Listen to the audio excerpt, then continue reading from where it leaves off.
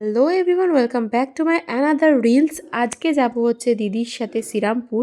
দিদি যেহেতু খুব তাড়াতাড়ি গুজরাট চলে যাবে, তো সেই কারণে দিদিকে আর কি কয়েকটা জায়গায় নিয়ে যাচ্ছি। মানে ও অনেক দিন পর পর আর কি কলকাতার খাবার খায়, প্রায় 2 বছর পর এখন খাচ্ছে কলকাতার খাবার। তো তাই জন্য সবার ফার্স্টে ও খেয়েছে হচ্ছে ফুচকা।